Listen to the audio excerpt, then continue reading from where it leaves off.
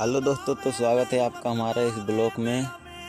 तो ये देखिए, ये है हमारे आलू का पेड़, मतलब आलू का हमारे पौधा है ये सब। तो ये है एक राई का पेड़ है, इसमें बीच में जो इसको हम दिखाते हैं कितना क्यूट है। ये देखिए, ये हमारे राई का पेड़ के फूल। अब देखिए कि ये कितना क्यूट दिख रहा है। प्लीज भाई आप इसको एक एडिट कर देना। देखिए कितना अच्छा पौधा है, इसको प्लीज भाई एडिट कर देना।